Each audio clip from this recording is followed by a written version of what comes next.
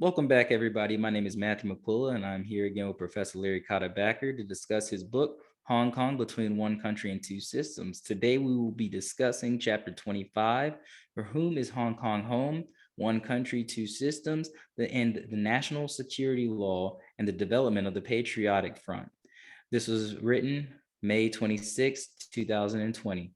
How you doing, Professor Backer? All right. How are you doing? I'm all right, as always. It's what is it? It's January. It's cold outside. It's snowing in South Carolina, which makes for an interesting The world is coming to an end. Hey, what do they say? Hell freezes over. But anywho, we're here to discuss chapter 25 in your book, and we're coming to a roundabout end to the book, not to the situation. But we've seen a transition in the way we talk about the positions of the two sides all throughout the book, and the dialogue between the two sides and the discourse between them. And so there's an interesting title for this chapter, For Whom is Hong Kong Home? One Country, Two Systems, the National Security Law and the Development of the Patriotic Front. Where and why did you present this chapter in that form? All right. Yeah, no, this was an interesting time. And of course, in retrospect, looking at it from 2022, which is when we're talking about this, all of this seems particularly obvious.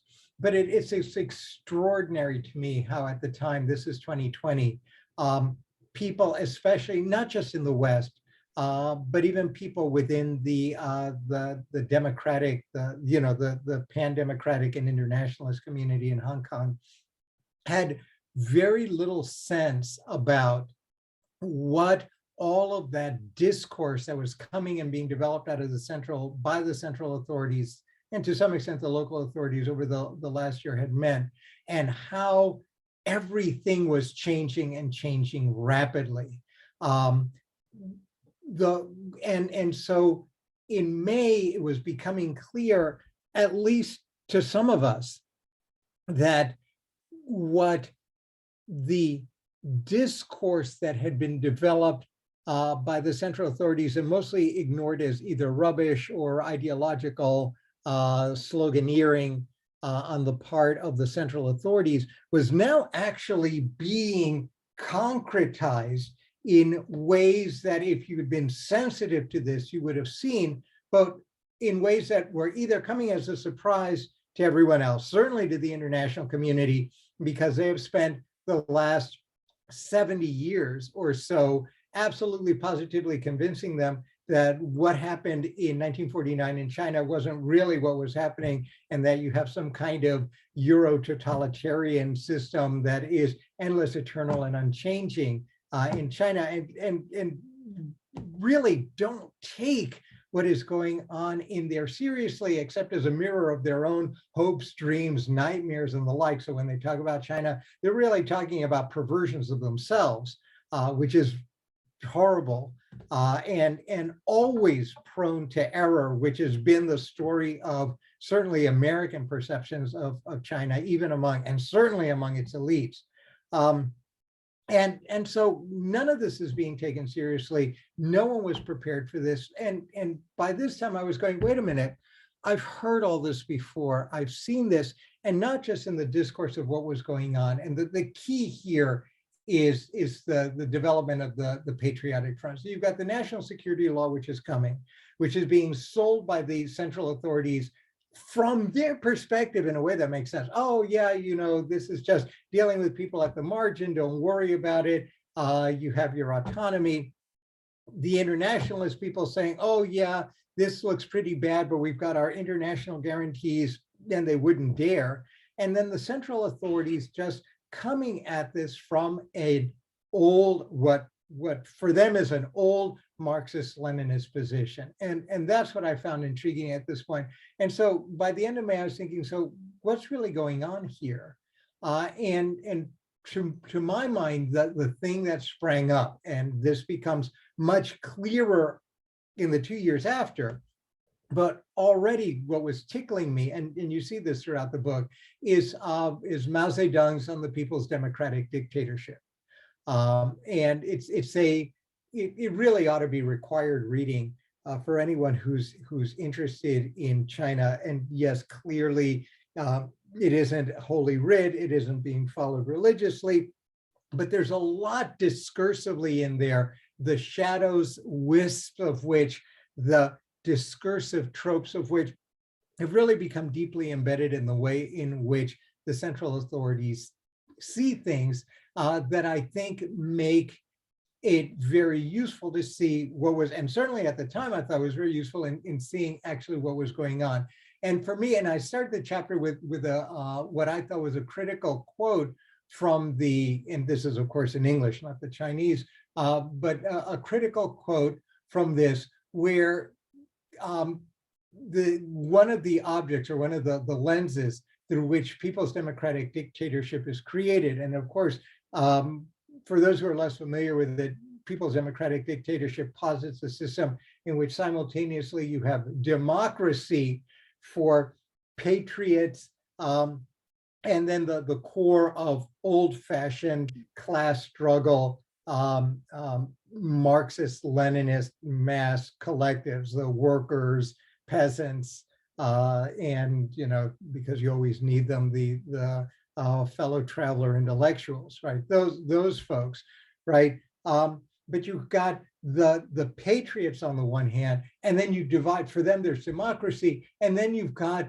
both the foreign and foreign inspired people, the people who have embedded the colonialist and foreign mindset, who are no longer Chinese and need to be reformed, right? And the reactionaries, right? And for them, there's dictatorship, as well as for, certainly through the early period, and in a tragic kind of way through the Cultural Revolution, to the certain portions of the bourgeoisie, the reactionary landlords, blah, blah, blah. There's a whole line of terms, of categorical terms for them. And so society becomes divided, right? And this is a key notion that is with that appears at the very establishment, at the very transition, the beginning of the transition of Chinese, of the Chinese Communist Party from its role as a revolutionary party to its role as a party in power, which is a transition which is long and difficult and full of challenges and doesn't really get established in its contemporary form until after the 1970s. It was a long initial road. But throughout that period of establishment, or that transition of the Communist Party, again from revolutionary to party in power, is this foundational notion that, one, there's a transitional element in the way in which you structure government because of the nature of Marxism and Marxist-Leninism and their objective to move society in a particular direction. But two, because of the nature of the struggle, that society is always inherently going to consist of two parts, us and them. And the us are the vanguard forces whose obligation is to move everyone forward, and the them are those people who are either savable, currently in opposition, but they can be reformed, or the them who are creatures of one's enemies or foreign elements, or who are absolutely incorrigible, right? And so we start with this notion deeply embedded, right, between those people for whom there's democracy and those people for whom there is dictatorship. It's not that difficult, especially within an autonomous region, the genesis of which involved the preservation of a neo-colonialist, capitalist markets-driven European sensibility, right? To view Hong Kong as this extraordinary, in a sense, experiment, and ultimately from the core of leadership, certainly after 2015, the sense that here you've got a system where autonomy has to change from toleration of that European element to, as certainly after the explosions of 2014 and then 2019, 2020, into speeding up the transition, right, towards a movement, right? This is the dynamic, the speeding up that dynamic transition towards moving it closer to the sensibilities of the rest of the Chinese state. Put in simpler and more direct forms, there's a lot of words. You look at China and you look at Hong Kong and you say, okay, so we gave them a shot. They're supposed to be transitioning. There's this period, we like the fact that they are an international city connected internationally, and that is one positive legacy of the colonial period, this connection. We now have a gateway city that sits both within China and outside of China. But look what happens the minute that occurs. People get it all, they get their wires crossed, and they think that what that means is that either they can be independent or they can be not just discursively, but politically independent from the mainland, including rejecting the foundational normative political sensibilities of the Chinese state.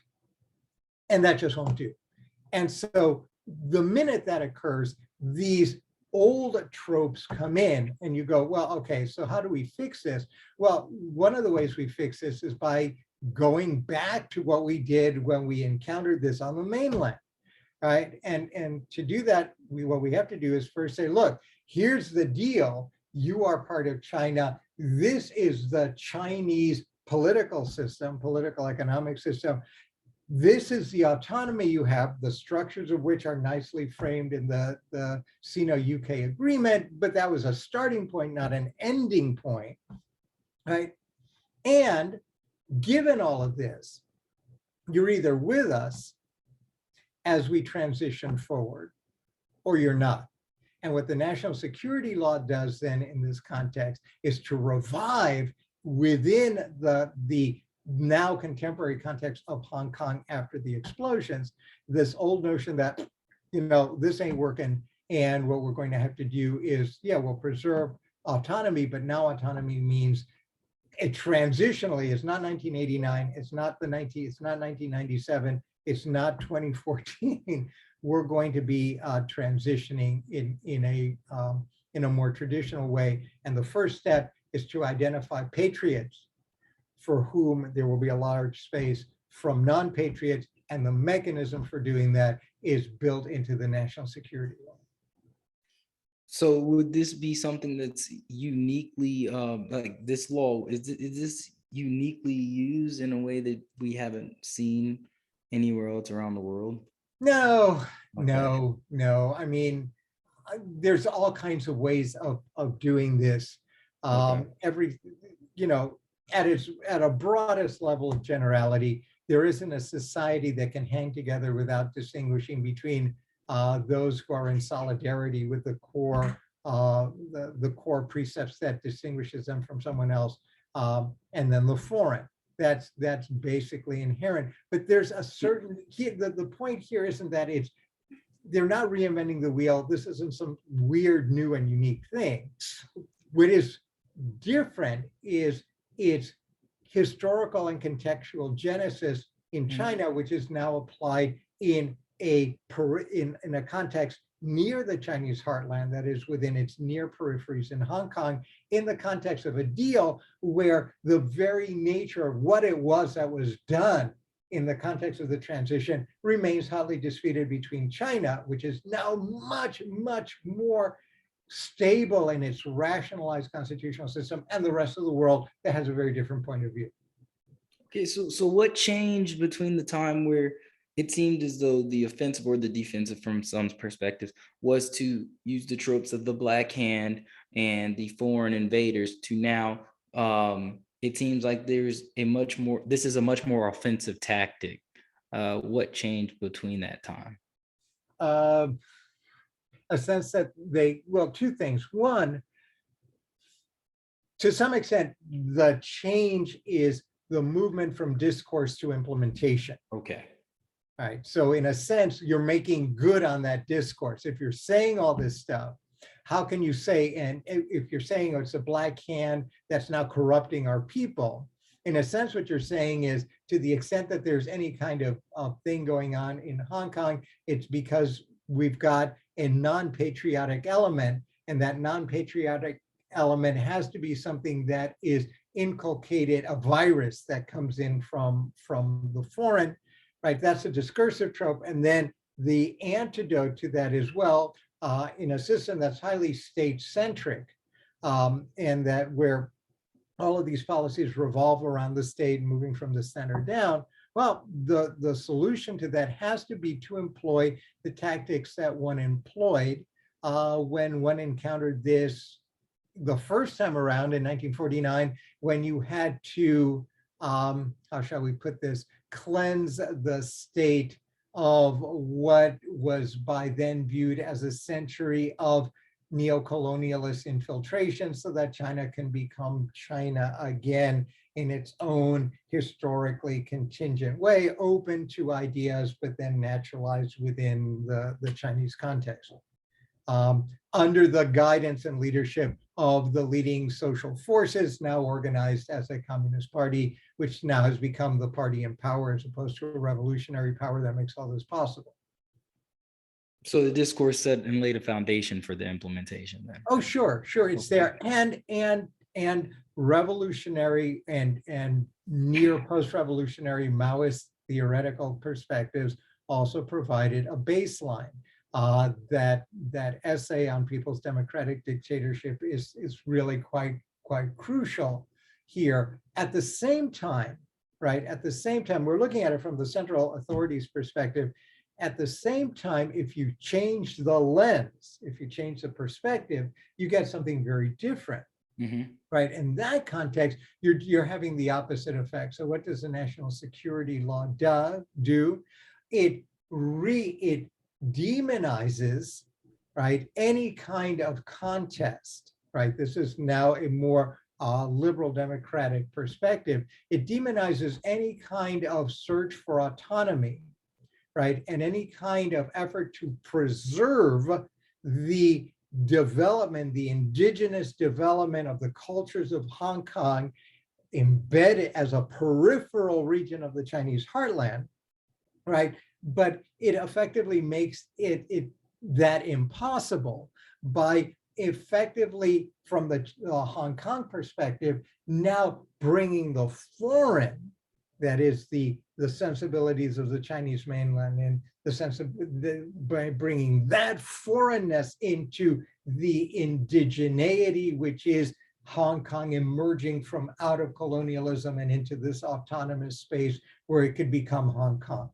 Right, that clearly was absolutely incomprehensible to those who come from the, well, this is China, the Chinese system is a Marxist-Leninist system, and that the whole point of this autonomy for the periphery is to preserve something, but always within the very strict constraints of and sensibilities of the Chinese political economic order. And even that, right, was very different from the perspective of the international community, as divided as it was, which effectively viewed as Hong Kong as an international city, a better version of Danzig before 1939. Most people don't even remember this, these international cities that were then eaten up between the Russians and the German empires. Sorry, the post-empire, they were called something else at the time, but empires are empires. We're seeing and this never ends, right? We're seeing the current version of this fight between the European and the Russian empires. Now they're going to re-gobble up the Ukraine. But, you know, so those things don't change. But here, from their perspective, we got an international city, the Europeans and the Americans, we got an international city. And it's a city that, if it is to be international, has to, you don't start from the perspective of patriots and foreigners. You have to understand that Hong Kong is itself a hybrid, and therefore the notions of foreignness don't compute in either direction. There's a sensitivity to the ultimate perspective of the sovereign, which is Beijing, but at the same time, the sovereign has itself ceded a measure of autonomy, right, through these international mechanisms. And if we're going to make the internationalization and globalization convergence work, then everything that I've just said before about this convergence and Mao and all of this just is the worst possible thing that could happen, and not only incomprehensible but offensive to a very different perspective. And ultimately, I think I ended this with something from an old parable from an ancient source, Han Feishi. The story, and I love this story, so I'm going to relate it now because it really has a lot to do with what's going on here and why these very different perspectives. So I'm going to tell you the story, bear with me. There was once a man in the state of Shu who was selling shields and lances, and he was praising them, saying, "My shields are so firm that there's nothing that can pierce them." Right? He praised his lances by saying, "My lances are so sharp that there's nothing that they can't pierce." Someone then asked, "Well, what if you used your lances to pierce your shields?" And the man couldn't answer, right? Because a shield that cannot be pierced and a lance that can pierce everything cannot exist in the same world at the same time. And that is essentially what is going on here from every perspective. We have come to the ultimate conundrum from the Chinese Maoist perspective. Patriots and the foreign element, the subversive element, cannot exist in the same world. From the Hong Kong perspective, the Chinese central authority perspective and the development of Hong Kong indigeneity cannot exist in the same world. From the internationalist perspective, this view of this China-centric, Hong Kong conforming view with the internationalist convergence view cannot exist in the same world, right? And so something has to give. And that's ultimately where we are here. And sort of the moral, one of the morals that I was drawing, this is in May again of 2020. I had a feeling that things were not going to go well, either for the Hong Kong perspective or the international perspective. The Chinese moved. There was no opposition, essentially, except rhetorical opposition by people who can afford to say all kinds of stuff that they might well have meant, but they had no intention of enforcing from the comfort of their overpriced accommodations in Geneva or New York or Berlin or Washington, which is what they tend to do. And Beijing understood this. And this is something that has been near and dear to their heart and part of their ruling ideology for decades.